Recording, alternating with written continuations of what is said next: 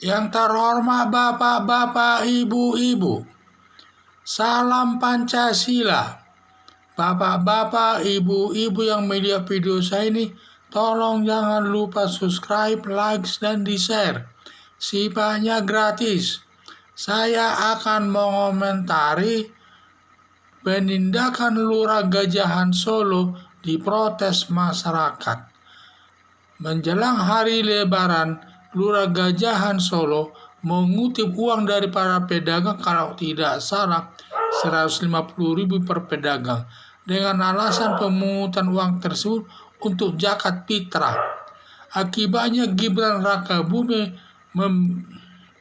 selaku wali kota Solo menghukum daripada Lurah Gajahan ini, yaitu dengan membebaskan Lurah Gajahan ini dari jabatannya sebagai Lurah Gajahan.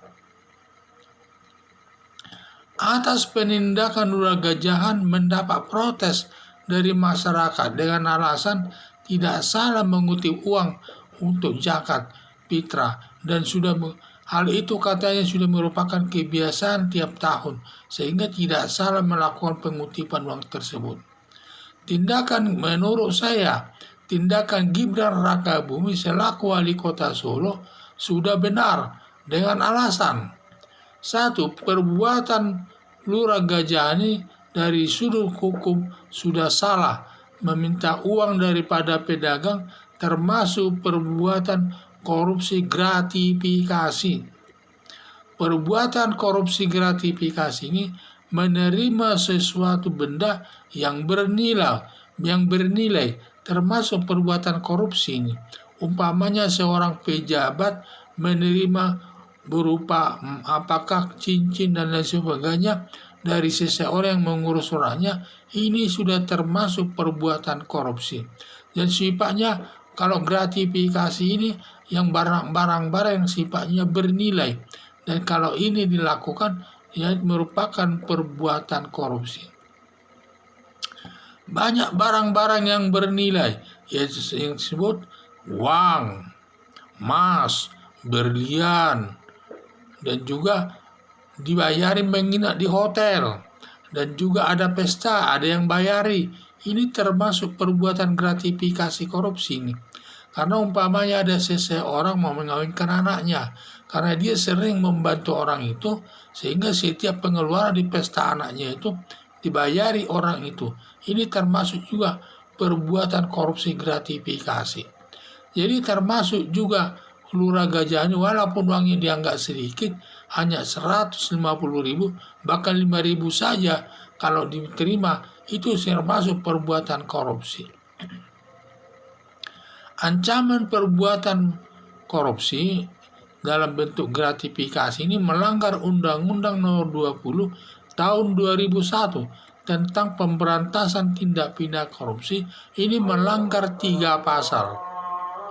1. Pasal 5A dan 5B, ini ancamannya 5 tahun penjara. Si penerima dan si pemberi dihukum.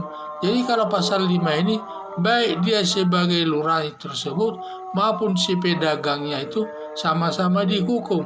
Ancamannya 5 tahun penjara. Baru kedua, pasal 11 ancaman pidananya 5 tahun juga. Hanya pejabatnya saja yang dihukum, sedangkan pemberi uang tidak dihukum.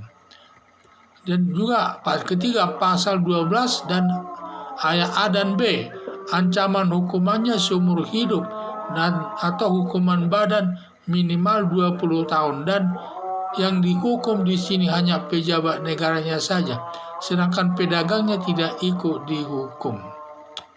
Harapan saya, Lurah Gajahan ini dilaporkan kepada polisi atau jaksa untuk dihukum sesuai hukum yang berlaku.